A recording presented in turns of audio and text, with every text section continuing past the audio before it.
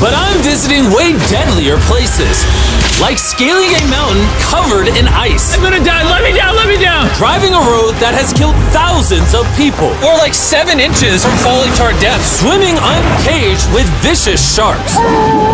And so much more. All starting in this cage, in the middle of an African safari where there are lions, cheetahs, hippos, and a dozen other species that could kill us. Why are we doing this? Because we're visiting the 5 deadliest places on Earth. Oh, I see one of them.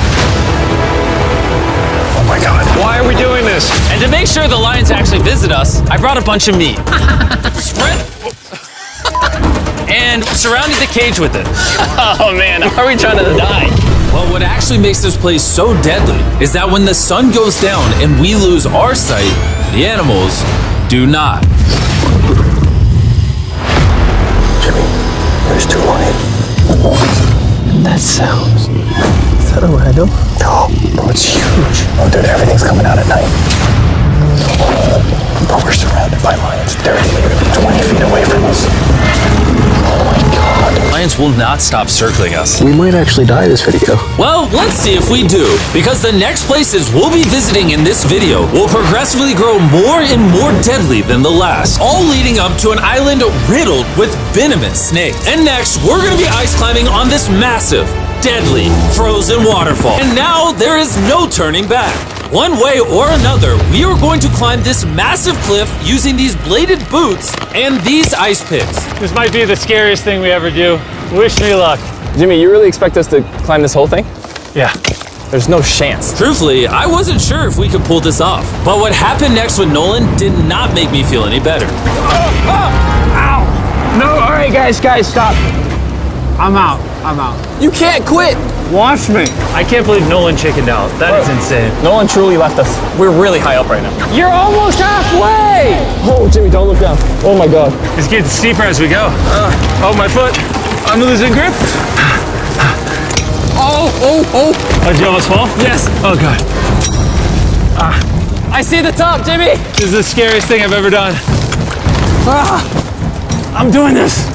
I'm gonna get to the top. Show them how steep it's gotten. We're in too deep, I can't quit! I got like 10% left. I'm fighting the urge to cry, man. Even though I definitely shouldn't have been doing this, You're almost there, Jim! I somehow made it all the way to the top of this waterfall. We made it to the top. Let's go! You know what? Nolan had the right idea. But we'll see if he can handle the 3rd place on our list, all the way in Bolivia, where we'll be driving a road where few make it off alive. And now we are on the deadliest road on Earth. This drop is literally as tall as a skyscraper. I am regretting this, I really am. No joke, so many people died on this road that they literally shut it down a decade ago. This road was causing nearly 300 deaths per year. But I got the government's permission to reopen it just for us. I really wish they hadn't done that. It'll be fine. I'm not sure that it will. I'm starting to understand why they call it Death Road. You're not driving like it's death road, I'll tell you that. Oh, Yeah, your life is in my hands. I don't like when you say, oh! no, your life is in my hand. And look, the steering wheel just jerked. Hands on the wheel, please. We're like 7 inches from falling to our death. You're getting too close to the edge. Please. Oh my God, my life is flashing. It's flashing over and over and over again. And if you thought that was a close call, we're about to hit the first of the 3 deadliest spots on this road. This is where the road gets very thin. This is the part you gotta be really careful on. Oh my gosh. Dude, I mean, the tire is gonna go off right up here. You see that? Yeah, I see what you're saying. Oh my God, look how far down that is.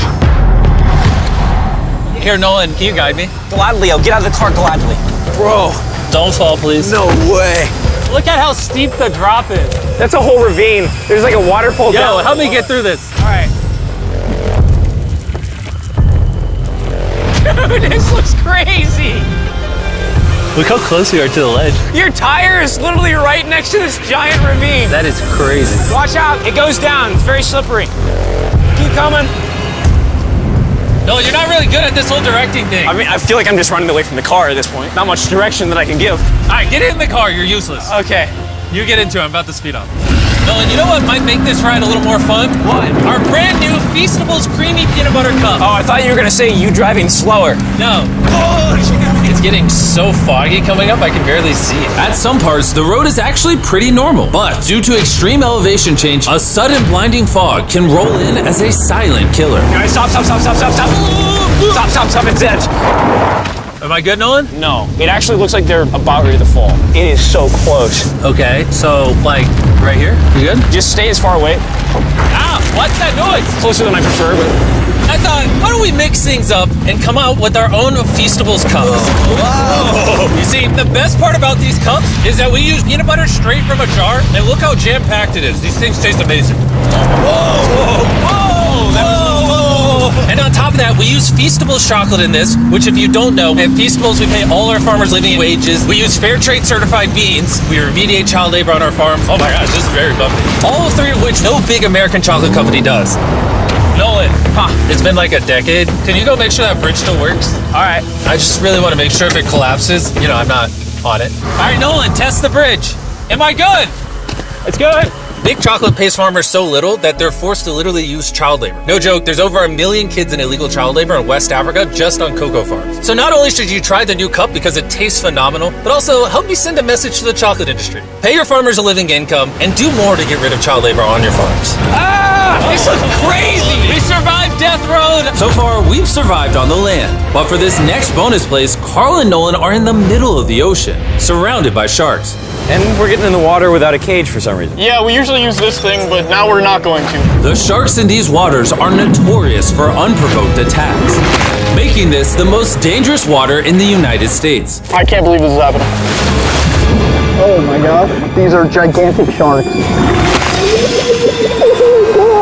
Dude, why are we doing this without a cage? Dude, behind you, behind you. Oh my god, that's huge! Don't get in now. I don't want to. I don't want to. Hopefully I don't die. I don't want to die today. Oh my god, the thing is so big. Okay, all right. Carl, the sharks are like twice your size. I'm good on sharks. I'm good. But that was nothing compared to our second most dangerous spot, which just so happens to be in the middle of the Amazon rainforest, the beauty of which can only be paralleled by its danger. Because in a matter of moments, the forest can go from this to this. Just a little rainstorm can cause the rivers to flash flood and overwhelm the entire area. And today, we're visiting the Gata Cataracts waterfall, where a flash flood could send us down over 1,000 feet to our watery grave. And to join me on this cloudy day, What about these guys? You'll remember Hayes, he spent 70 days in the wilderness, and Bailey spent 100 days trapped together in a cube. What we're about to do seems more up his alley. They said the chance of death is low. Wait, come on, boys, let's hit it. and after hours and hours of trekking through some of the most slippery and at times steepest terrain mankind has ever stepped foot on, Nothing to see. we finally made it to our destination. That's a waterfall right there. Like if you slip, you're dead. And with the help of a guide, we were able to cross the river safely. Hey, look! Whee! And then we were secured to some ropes so we could look over the edge of the waterfall. Can you see over? Wow! This is so gorgeous. But as I said before, for how beautiful this place is, at only a moment's notice, it can be just as deadly. And it just started downpouring like crazy. You know, this is why this is one of the most dangerous places in the world. This waterfall is now becoming wider and wider, which are creating flash flood conditions. Sorry, we're literally getting flooded out of the Amazon right now. We gotta go. Should we use the ropes to go down the waterfall? Seriously. I don't think so. That seems like a bad idea. We're gonna be in the woods. Isn't that just equally as bad? What's the risk? There's mud coming down on Jimmy's line, like a lot. At any point, they could be struck by lightning. And I really don't want you to die.